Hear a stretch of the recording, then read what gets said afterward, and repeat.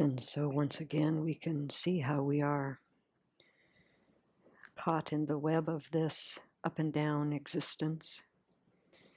Some causes and conditions came together and the electrical power went out. That wasn't on the menu today, but nonetheless, here it is. Yesterday was at least 70 degrees out, sunny, beautiful, warm. Today, maybe 50, cloudy, rainy. So we are continually experiencing the impermanence of this existence in many, many, many ways.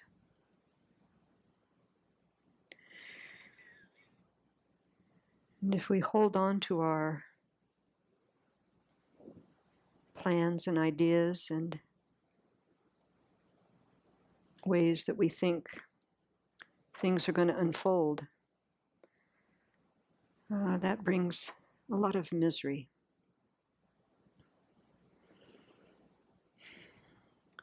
And that doesn't mean that we get apathetic and just don't care about anything. We plan, we have motivation, we set motivations based on ethics and wisdom and love and compassion. But then when things change right in front of us, we let go. We let go. We accept and we bring our attention to what the reality is in this moment.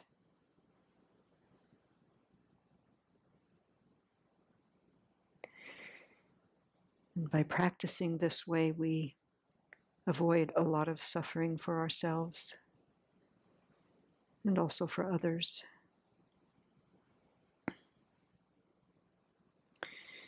And that's so counter to what we've been conditioned towards. We have to consciously practice it.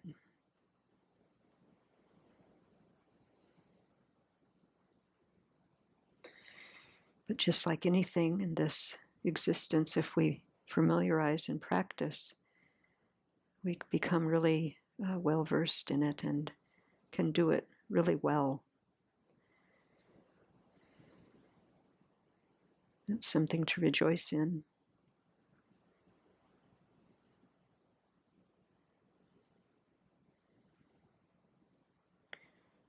If we couldn't transform and change the way that we think and act, boy, would we be stuck.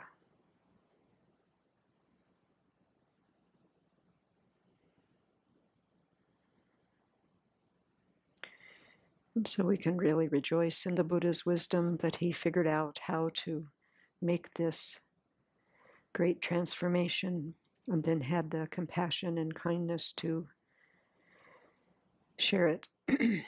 He actually thought that it was quite difficult for people to understand it and was thinking that it would be too hard. But he was talked into sharing it, that people could grasp it and to please share it. They said that there were some with little dust in their eyes so that they could see.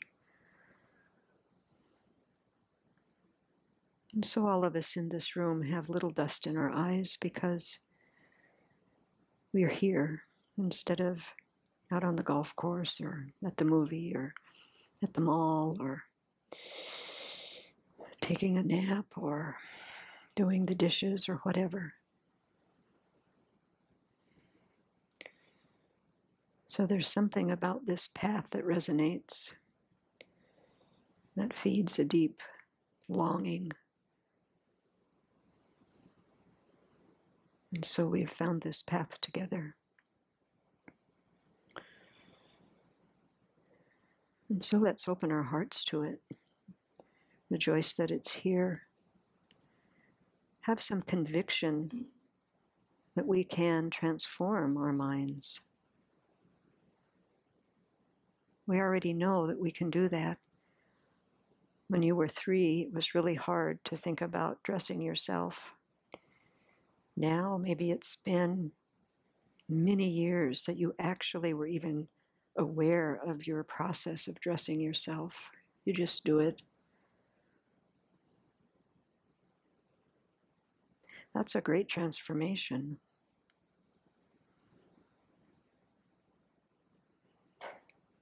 Once we get the information, we can practice it and then transform ourselves. And so let's really hold that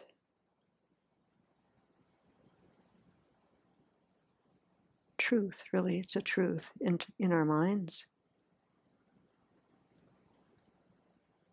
And let's use our potential to its fullest so that we can not only have clarity and benefit ourselves, but we can benefit all those around us in the most perfect way.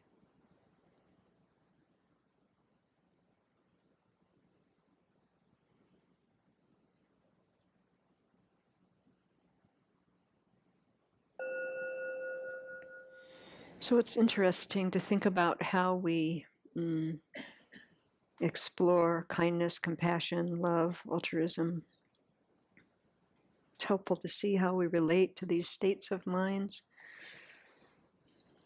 We're so conditioned to pay attention to what we didn't get quite right, what we're not doing, what we failed at, what isn't good enough.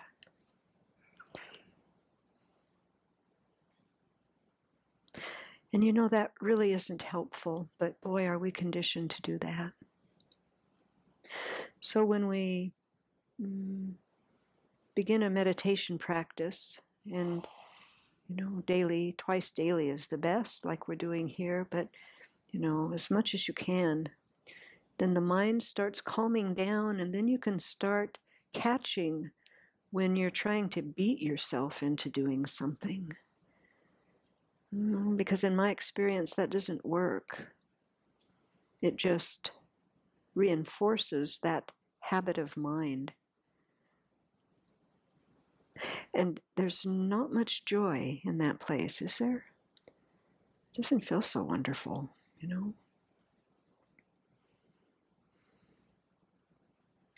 Oftentimes when I'm practicing, if my mind gets into that place, or if I'm studying some of the teachings of the Buddha and, I'm really trying to get it and, and I think, gosh, this is a joyful path. This brings the most joy and happiness that we are capable of.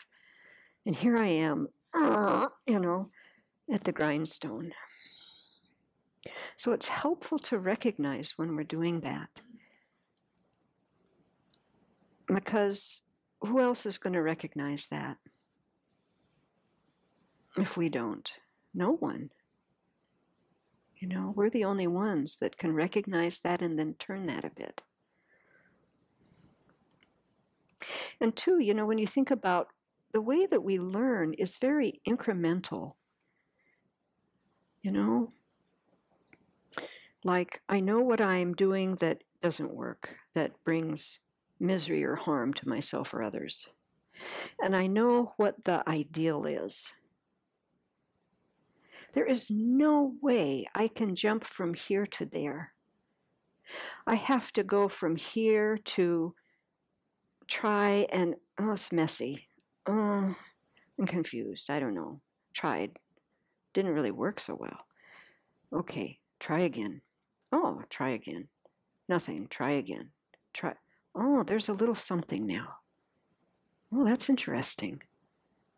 And then something happens, like we were talking the other night, then fog, and then I'm back to, back at the first place again. Yeah. Try again. Try again. Try again. Try again. Then oftentimes we kind of jump over the middle and we go, we're trying to go to perfection. And yet we're not perfected yet. So that has its own misery, So the question I ask myself very often is, well, Jigme, when is it good enough? When? What is good enough? Does it have to be perfect before it's good enough? And when is that going to be? Not today. Not tomorrow. So what is the measure of doing something that has some virtue? It's that my heart's in it, and I'm trying to the best of my ability with the information I have, with the resource I have, with the energy I have. That's what's good enough. If I never tell myself that, I will try to beat myself all the way to enlightenment. That will not work. I will watch people go past me. Yeah. That won't work. Yeah. So I don't know. Maybe I'm just talking to myself. But if there is any criticism, any judgment, any didn't do it well enough, any perfectionistic tendencies, it's good to think about this a bit, you know? It seems like people that really strive really hard seem to be attracted to this path. We have a club here. It's called the, what's it called? Overachiever, that's it, thank you. I'm looking at you. You don't want me to look at you. The Overachievement Club, yeah. That's it, thank you. Overachievers Neurotic Society. We have plaques, actually. Yeah, because we're so hard on ourselves, yeah. And especially when we're working with empathy, love, compassion, altruism. Those are heart-based, aren't they? They're not head things. It's not algebra. These are heart-based, yeah? And so we have to kind of start connecting to our heart to figure out what that feels like. What does it feel like when my heart is engaged? What does it feel like when it's just my head? You know, I'm doing a math problem or figuring out the directions for somewhere, or, you know, measuring something. What is that state of mind, that attitude, versus when it's heart-based? When I'm thinking about compassion and love towards another or towards myself. It's really important to make that discernment, to figure that out, what that feels like. So I thought to share a little bit about, there's a French Buddhist monk, Mathieu Ricard, who has been studied in neuroscience labs to learn about how meditation is able to transform the mind. And he wrote a book and put some of his experiences in it. It's a book called Altruism. And so he was hooked up to a functional magnetic resonance imaging machine. So this is a machine that shows a picture of the brain in colors of what part of the brain is activated when you're doing certain things. And so since we've mapped the brain and we know where the anger center is, and the center for enjoyment and love and, you know, all of those positive emotions, then we can kind of see how meditation is affecting.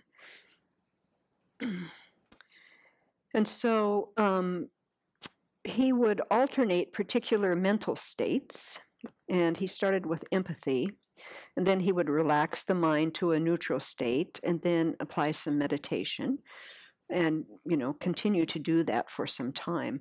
And so the researchers could see then what part of the brain was getting lit up as he was doing this. And that was helpful so that you could see the sequence of, and that's how they figured out that if you just stay in empathy, that activates the pain centers. And so then it's quite painful if you keep with that. If you let empathy inform you of somebody's suffering, and then you move your mind to love and compassion, then you move your attention and another part of the brain gets activated, and that's the part that brings positive emotions, joy and inspiration and a willingness to, help and, make things different,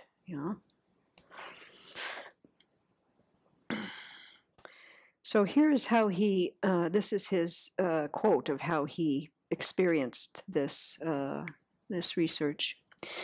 The next morning was devoted to empathy. This involved engendering as intensely as possible a feeling of empathy for the suffering of another person, a close relative, for instance. The idea was to concentrate exclusively on empathy without making altruistic love or compassion come into play, and to keep them from manifesting spontaneously.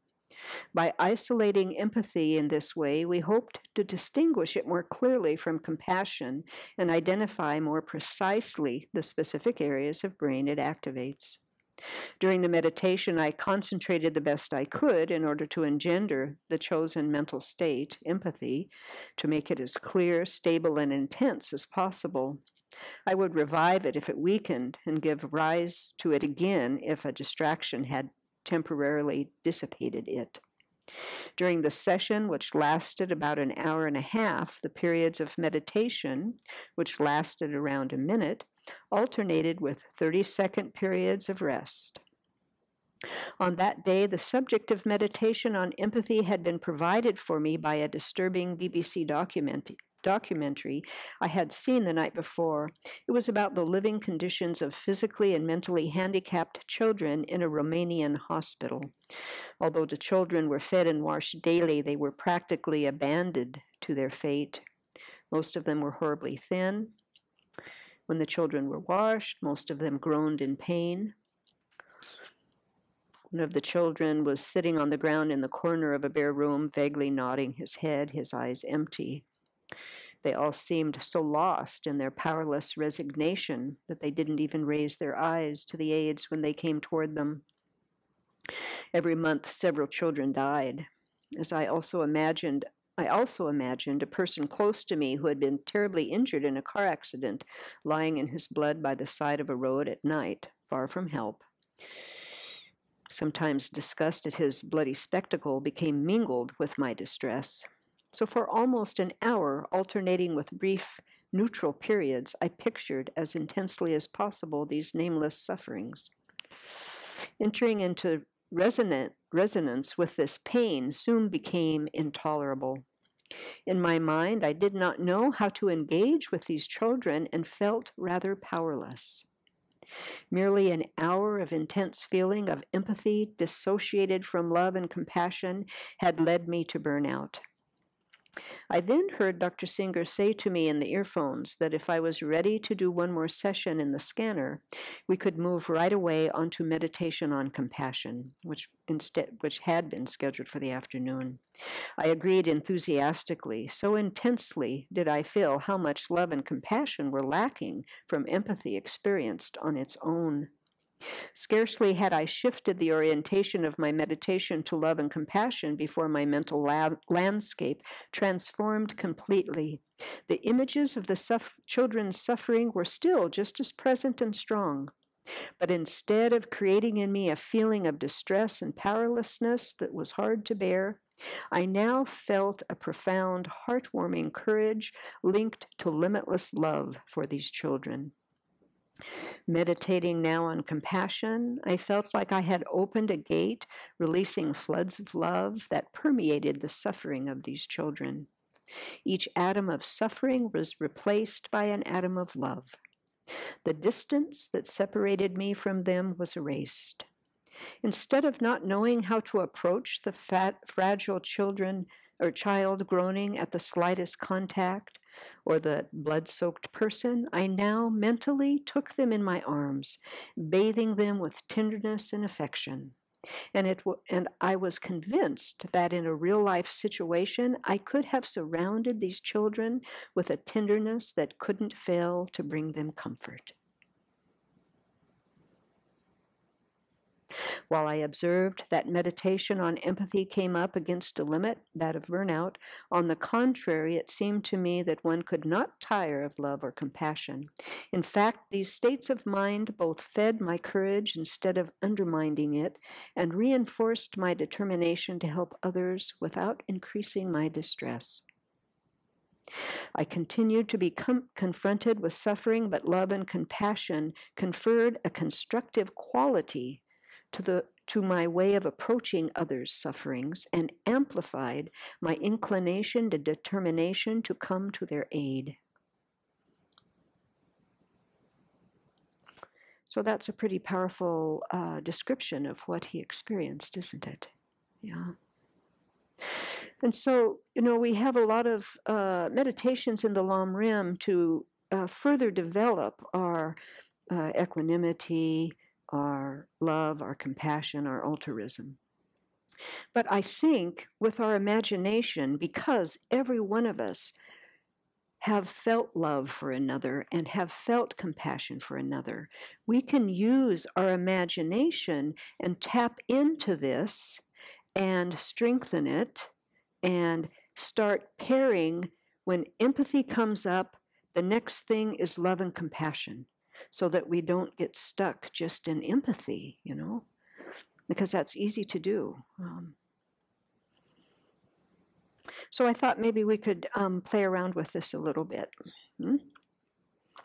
So the first thing I want to ask about is, think about in the recent past when your heart was touched by something. That something really touched your heart. Some action a person did, or, a scene or something. Try to get in touch with that. I'll give you an example. For me, what it was back a while when the Parkland shootings in Florida happened.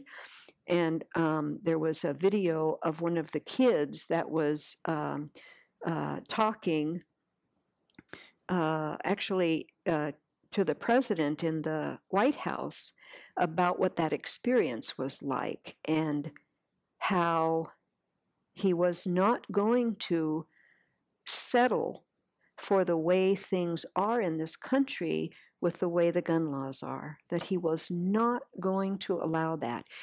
He started crying. It just was so heartfelt what he was saying.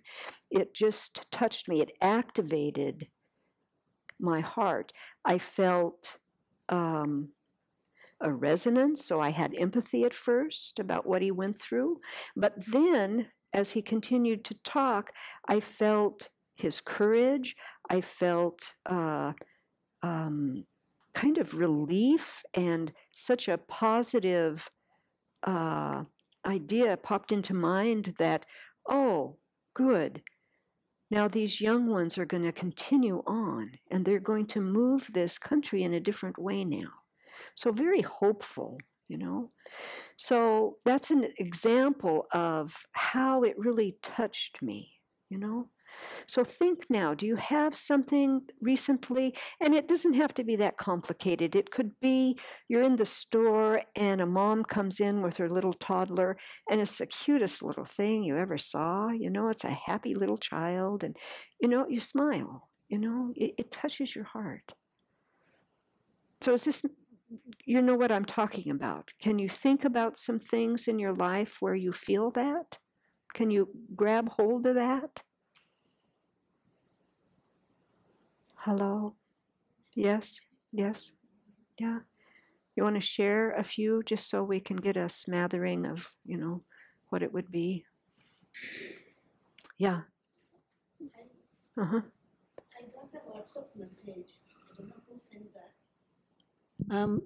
I think in Iraq, a little child, she has lost her mother, I believe, in bombing or something. And she has drawn a picture of her mother. And then lying inside that picture, it's just an outline, and the baby is lying there. Some photographer has taken the picture, a journalist or somebody. When I saw that, I felt so touched. Yeah. And that child is without the mother. Yeah. And who is taking care of her? how she is going to survive Uh-huh. in that kind of a situation. Uh-huh. I don't know anything, the background or anything, what is happening in Iraq, Uh-huh. but that picture literally penetrated my heart. Yes, yes, yeah. So the next step of what you are saying would be that from your own side now, either you can make some prayers for that little one, or you could say, since this is visible now, the plight of this little one, there will be a kind person that will pick that baby up and love that baby and nurture that baby and care for that baby. And when you move your mind to that place now, you're out of empathy and now you're into feeling the love and the compassion. And the distress decreases, and the hope and the courage and the love and compassion then rise. Yeah, that's a good example. Yeah. Uh-huh. I was having a day where I was kind of discouraged, and then I listened to a story that was so overpowering in the difficulty the man was faced with, and it was a thing of decisions he had to make that were very difficult and challenging, and it involved saving people that were in another country where he was going to take them out on an airplane, and they said you can only take so many people. But what happened was then they showed him this whole room full of 32 very young kids that had been held captive for like 16 months, and they were like almost on the edge of death. And he made the decision to try to get these kids out too, even though didn't quite have the permission, and he did it. And they interviewed him and this woman who now later was like, this was like 30 years ago, and she had children, and it just like, my mind went to this place of like, why would I let my mind sink to where it is? The kindness that he demonstrated and the courage in such a really hard situation, because he risked everyone having to stay by making this gamble. But what he did was just, it turned out in a way that was just completely amazing. And it was just watching my mind go from this kind of flat, like, to like, this is the power of a mind that has courageous compassion, kindness in it. And it just was like, it just like set my mind straight. And my situations aren't like that. It's so dramatic where you're talking about something that is so desperate. But still, that knowing that, and what he said so simple of like, this is what it is when you help others. And it just really set my mind straight, and it was very heartfelt. It was just completely moving. So that example reminds me about the power of the media in this country and how they focus on the negative so much, and how that conditions us to also focus on the negative. And we have to protect ourselves from that. Venerable Jigme, one thing I should add is that this is a thing from WBUR in Boston, and it's their kindness project. It's stories of kindness. And we need them. Good. That's beautiful. We have to protect ourselves. We have to protect. And, we can get hooked on this kind of news and all of these bad things that are happening, because when we watch them, we have resonance with them, we have empathy, it triggers our adrenaline system, and we get kind of a buzz, and we can kind of get hooked on that. It kind of makes us feel alive. And that is the exact opposite of what we're trying to do when we meditate, So it is not helpful. And so it's up to each one of us to protect our hearts from all that is going on out there that we have at our fingertips now. With the computers and the internet now, it is at our fingertips. And, before the filter was somewhere else, now the filter has to be here. I have to protect my heart so it doesn't get hardened. I have to protect my mind so that I'm not conditioned to continue to look at the negative, at the lack, because that doesn't serve. And you know, I'm not going to, if I turn my attention to the positive and the kindness, that doesn't mean I'm going to be in la la land and not be connected to what's going on.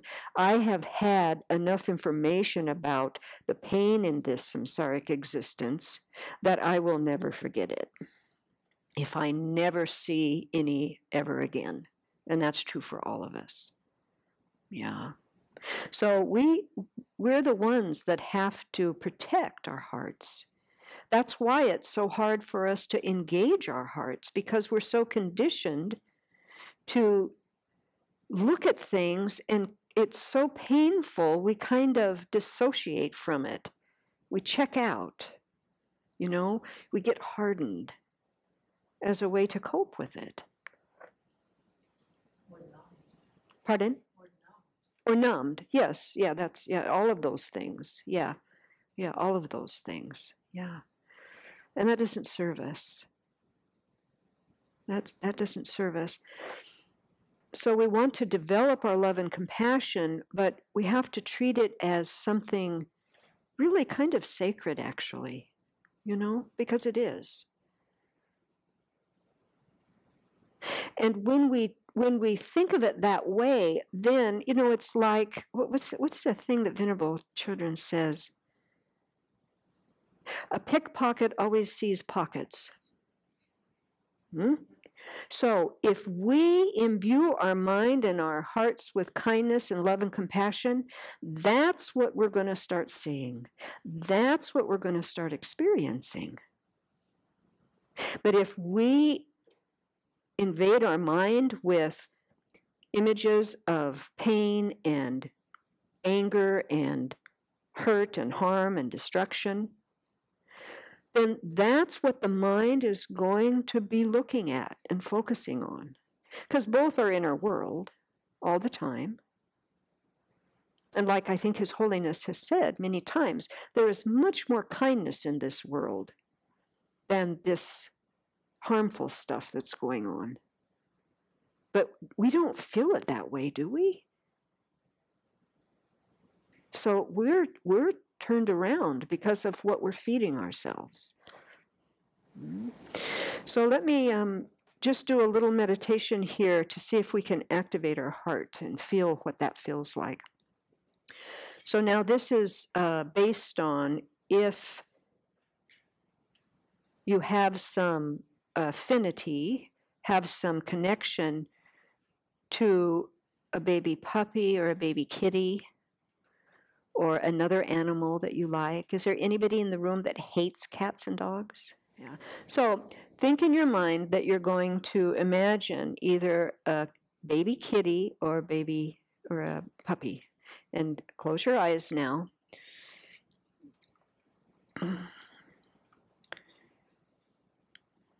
Just let yourself settle into your breath for a minute. And now all of a sudden, we hear the door to the deck out there open. And now in my mind's eye, in your mind's eye, here are 20 baby puppies or kitties running into the room. Right at you. They see you.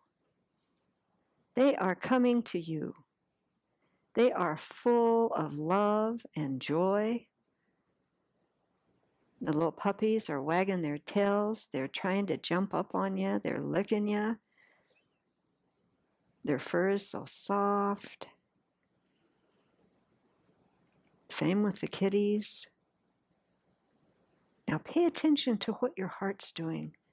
What's the feeling in your chest right now? Play that image again. Here they come.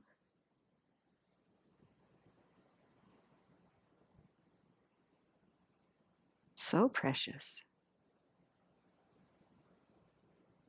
Unconditional love they are giving you. So what did that feel like? Can you describe it? What was that like?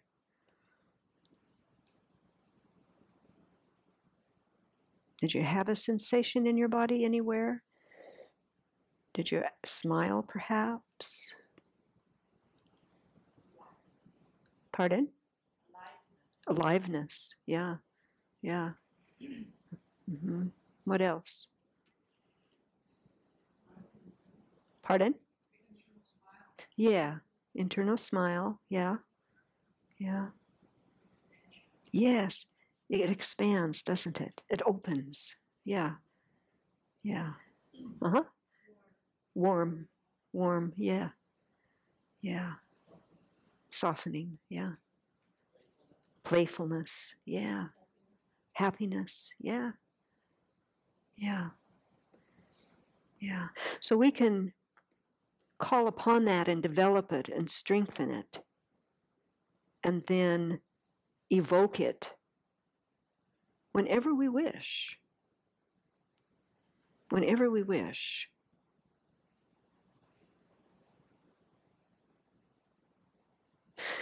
We just have to remember what that feels like. It's pretty wonderful. Again, we're back to the thing of we're more conditioned to look at what isn't working right, what the negative is, what I didn't do.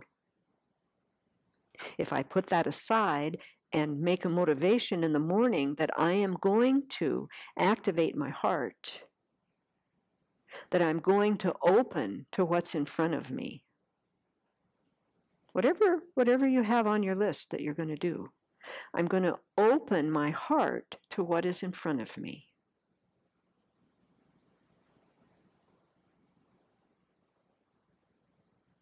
That would be a pretty good day, I think.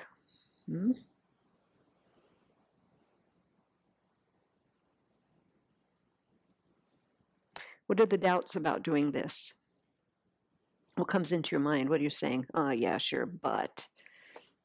Are you having any of those thoughts? Yeah.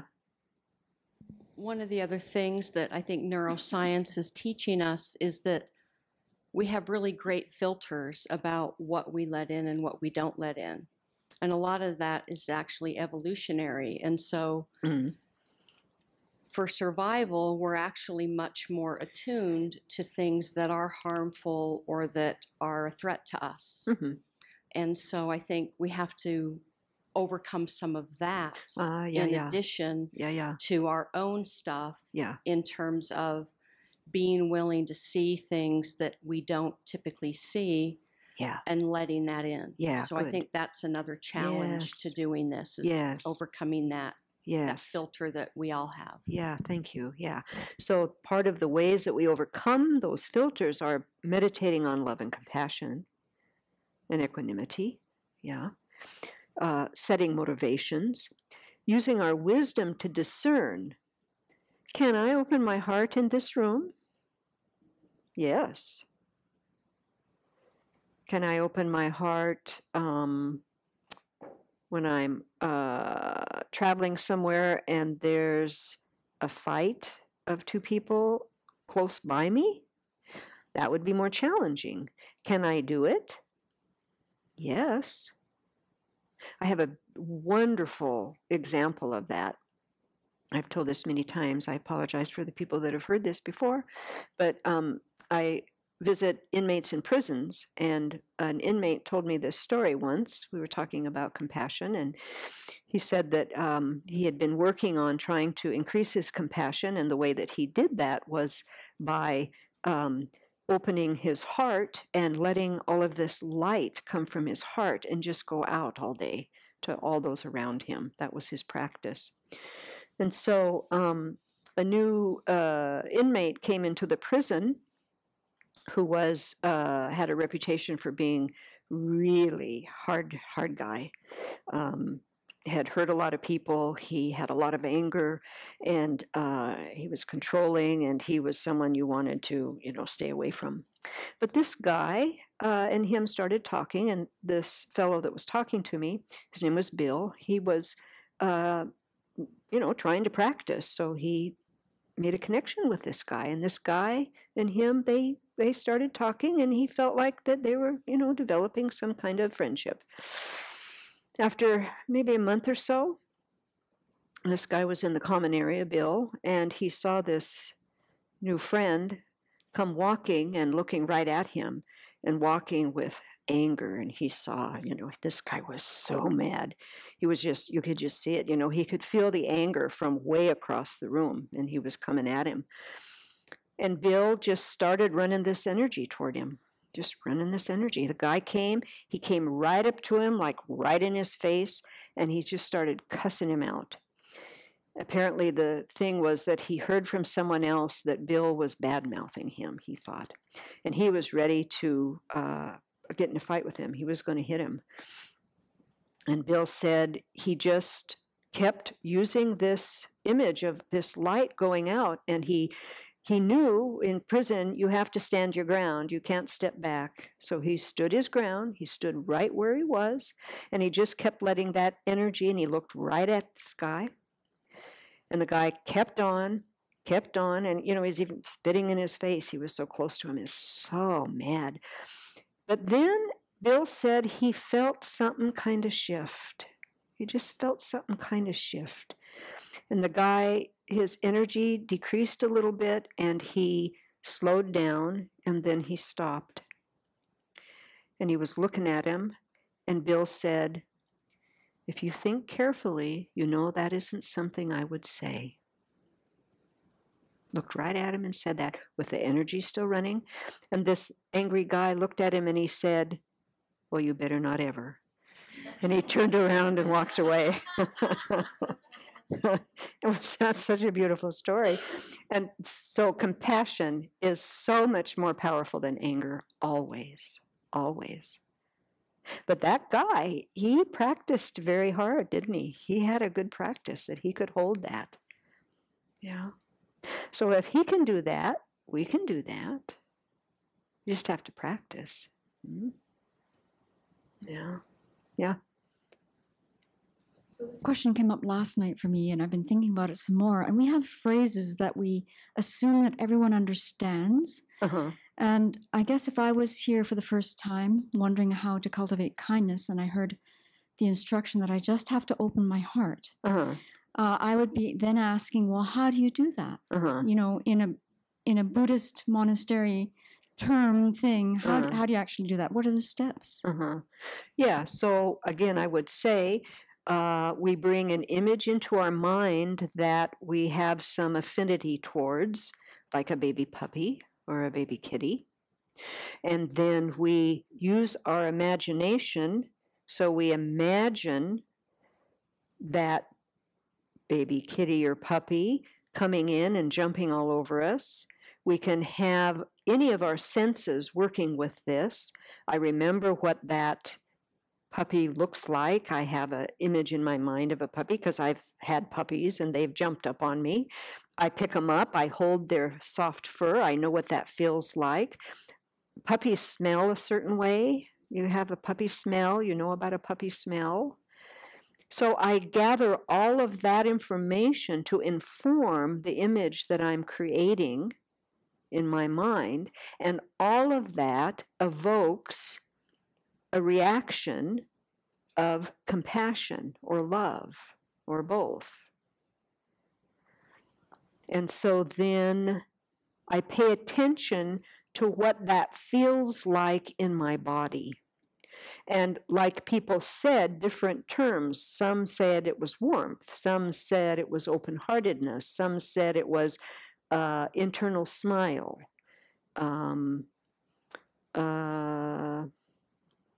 I think there's as many terms for what that feels like as there are people in the room. So this is one of those things that you have to play with. You have to be aware of if you want to develop these qualities.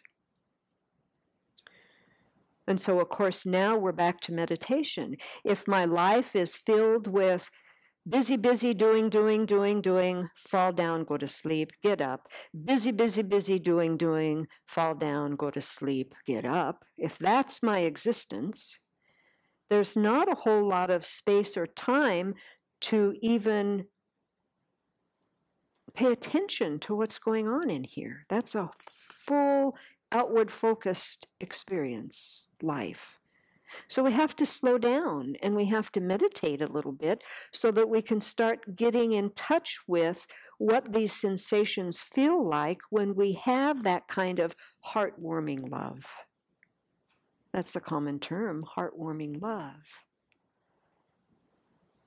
And I can't do that for you, and you can't do that for me, and the words are inadequate,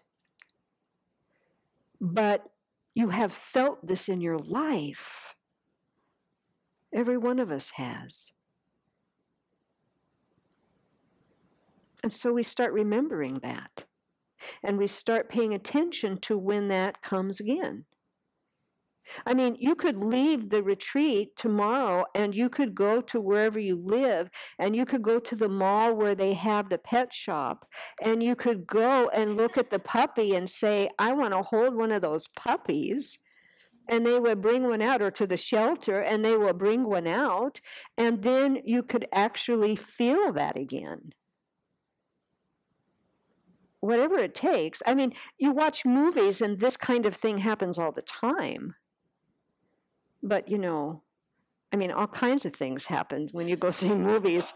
It depends on what you're picking. If you're going to the kind that bring, you know, violence and, you know, killing the bad guys and all of that, then that's what you're reinforcing in your mind. Yeah? Yeah, Venerable Seppo. I love the image of the puppy, and I can understand that that's a quick way to jumpstart opening the heart. Yeah.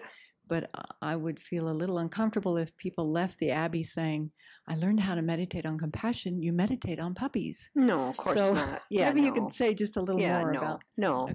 Yeah, I'm just trying to get people to connect with what is already there. Everybody has some level already. Are you aware of it? Maybe you are. Maybe this is not even a helpful conversation. If you're very aware of when you have heartwarming love, feeling coming on into your own body, if you already know about that, how many know that already, immediately? Some do. Yeah, that's great. Yeah. So it's a starting place. It's a starting place. Yeah. Yeah. I mean, we have to start with where we are. I can't start with where you are, and I can't start with where the book says. I have to start here. What is it here? So maybe I don't even have that feeling. Then I start there. So then what does that mean? Then it means I accept that. There's nothing wrong with me. It's fine. But I have the capacity to strengthen this. And so I have to look in my life where I'm, you know, feel some love, kindness, compassion, care for anything, whatever it is. Start there. No, you have to. Since I've come here, I've started to like spontaneously have an open heart, and it's a really different experience for me. And well, in the past, I always associated it with being vulnerable, or, you know, I'm sort of easily manipulated. I always associated it with danger. But now I'm trying to see it as a place of power. Yeah. And it's such a lovely feeling. I'm not sure why I got that impression, but yeah, I think I did feel like I had to shut down that part of myself to make it to a certain extent through, you know, my life. And now I see that it's not necessary. And like I said, it's actually a place of power. Yeah, nice. Yeah. Vinbotarpa. For me, what has helped, this image of the puppies has helped. And the way that I think it helped me is because for my own practice, because we have been taught that the basis of having like love and compassion is to have equanimity. I focused on equanimity for a long time. And, you know, for me, all these things are just words until I figure out the feeling and everything, the feeling tone in my mind and everything about it. And so what I find that has helped me a lot is sometimes I just sing to myself this thing, one of our verses that we sing about equanimity, free of bias, attachment, and anger. And I examine my mind, and if there's like bias or ignorance, or if there's attachment, and you have to figure out what that feels like, or anger, and you have to figure out what that feels like, that I need to rid myself of those. And then the other thing that helped me a lot, so is identifying these emotions and knowing those aren't equanimity, because equanimity is free of that. And then also the thing with the near enemies helped me tremendously, because it's just like when you're trying to, well, anger was the first thing I worked with, and it was easier to identify. But when, to identify attachment in the mind has taken some time. Like we conflate a lot of things like love and attachment. And so this takes time and teachings and guidance and meditation and all that. But the near enemies help me because, like, say with equanimity, a mind that is equanimous is one that has this feeling of the puppies, in the sense of it has a feeling of affection for others, and it keeps the door open. And I know what that's like. But if you aren't, before you get to really knowing it clearly, you could be mistaken by the near enemy, which is indifference. Yes. And that's helped me to learn about these near enemies, because we do that. I do that. It's an unhealthy coping mechanism. Yes. You can just go indifference, like you were saying, go numb, go this, go that. And you think you're equanimous because you're not having bias, attachment, or anger. What you are is you're checked out.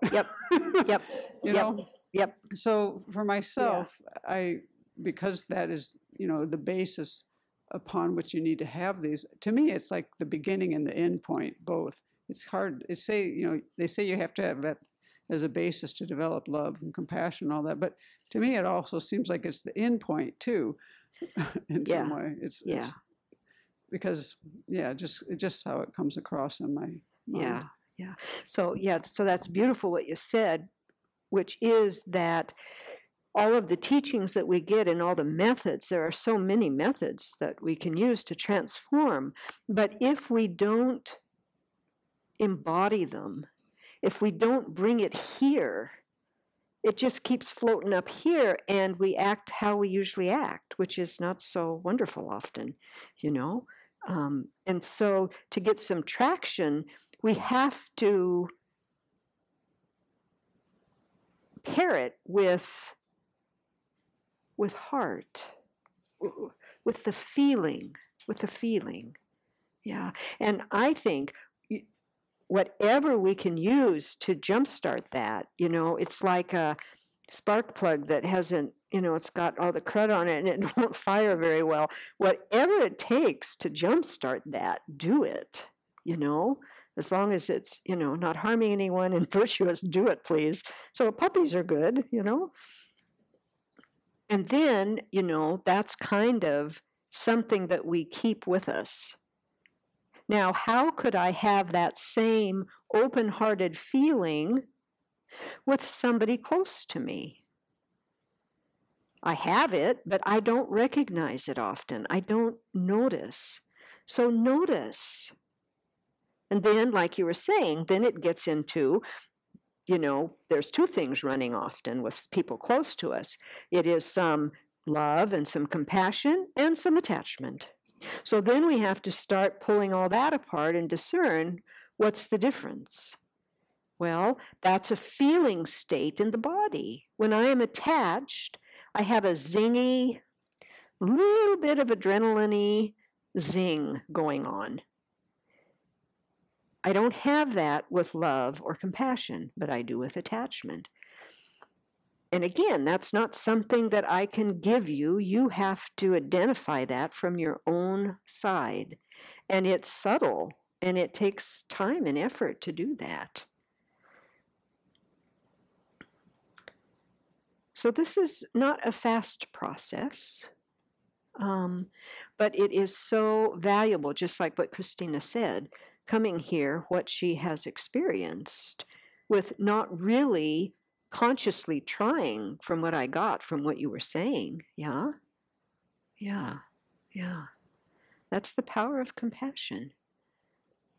Yeah. Are there other doubts that come up in people's minds about this? Yeah, Ken.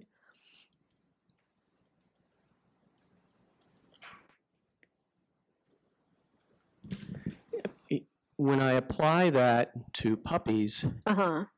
it's easy. It's like a no-brainer. Uh-huh. When I apply it to some people, it's much more difficult. Yes. And I think the difference is at least my assessment, is the vulnerability Uh-huh.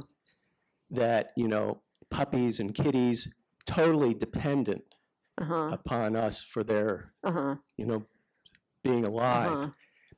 People, Yeah.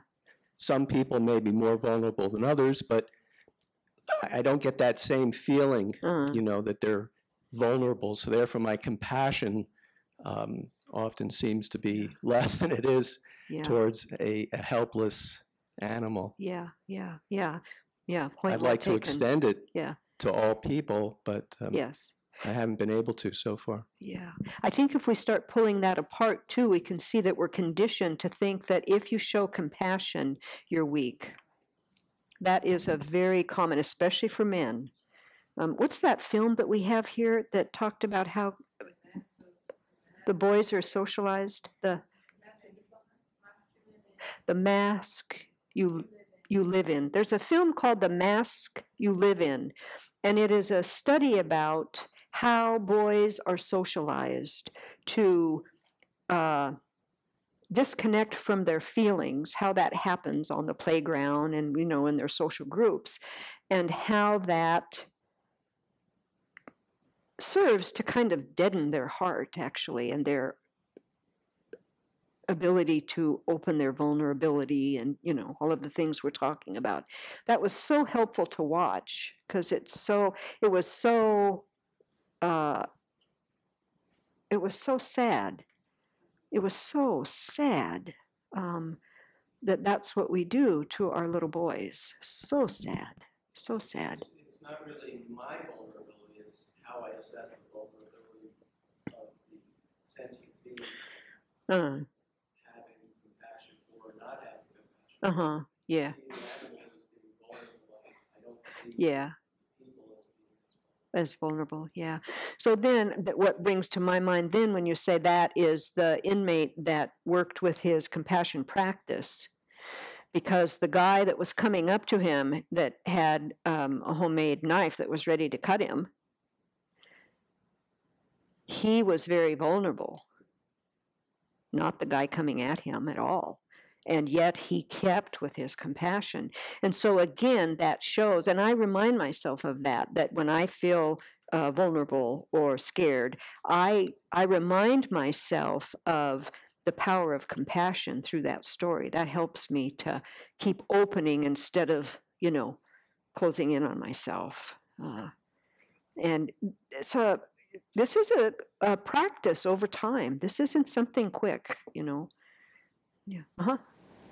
One thing that this is maybe complete opposite of puppies and kitties, but that helps me sort of kind of engender compassion when I encounter a variety of different people. Mm-hmm. I work in healthcare, and I've seen a lot of people die over the years. Mm.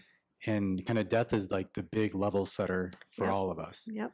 And when you see somebody at the end of their life, it doesn't matter if they're rich or poor or whatever status they come from, everybody's vulnerable at that point in death. Yep.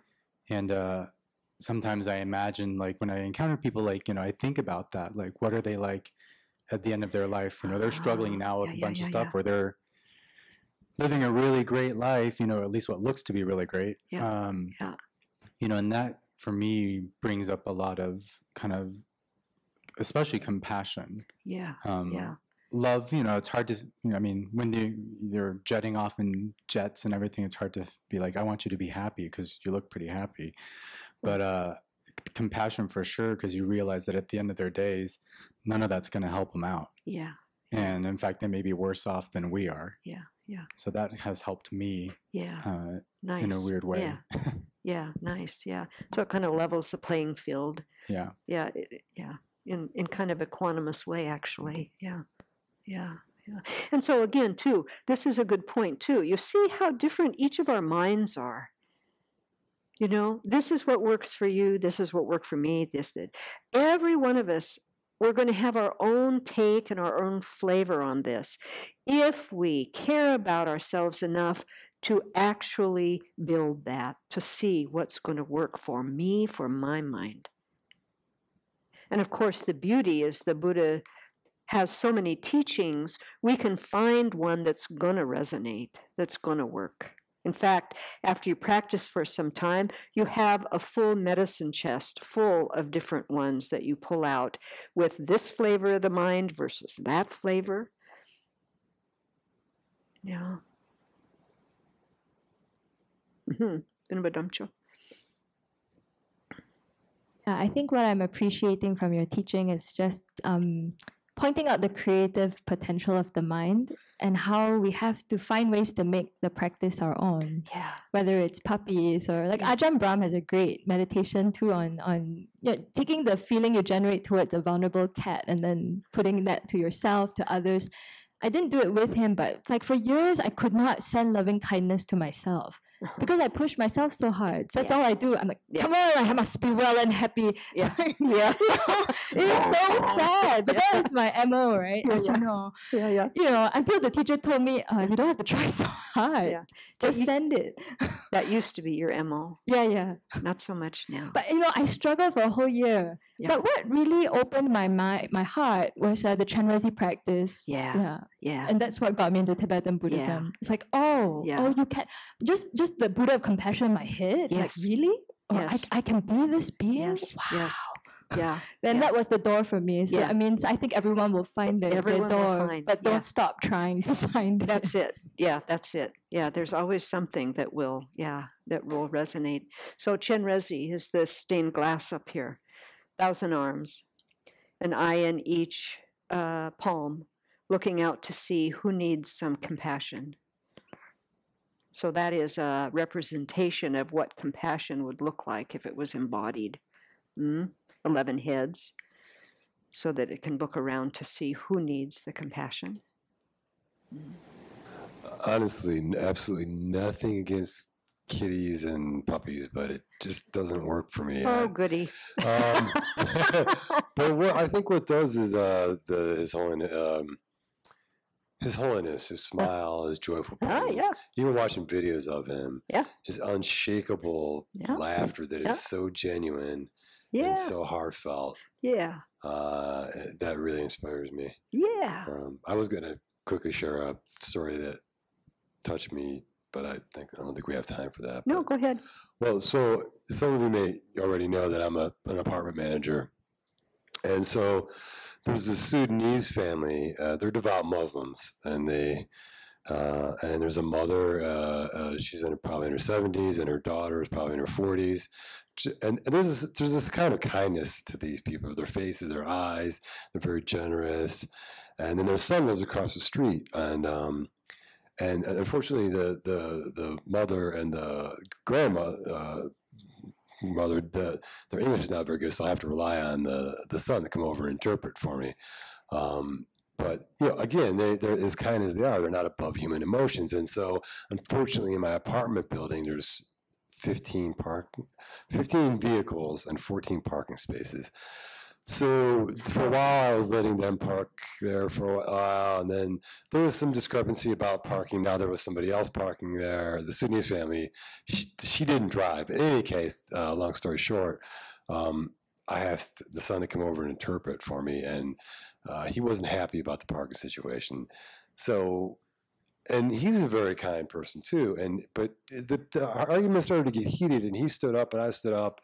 And it was pretty intense for a minute there. At no point I didn't think it was going to get ugly, but definitely it was very passionate.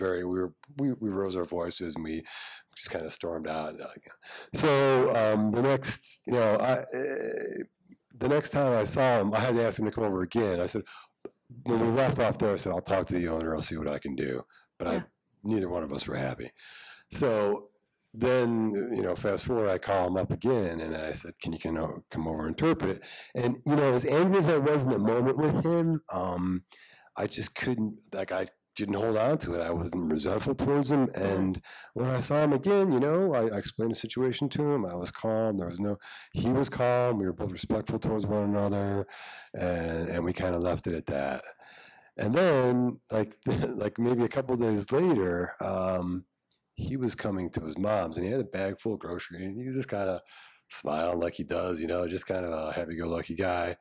And he said, "Oh, Dan!" And it was just so spontaneous. And he reaches in his bag and he pulls out a pear and he gives it to me, and then he said, "Oh, wait!" And he digs in there for another one, for your wife too. You know? And I was so touched, and you know, my heart opened from that. So I wanted to just give him a hug, you know, but it just to me that was a good illustration of equanimity too, of how people change from friend, enemy, friend again. And it was just really nice. That really, really touched me. So yeah, lovely story. Yeah. So we don't give up on anybody. Yeah, that's what we try to do. We don't give up on anybody. And we have moments where we give up, but we come back. Again. Yeah. And that's how we strengthen that neural pathway then.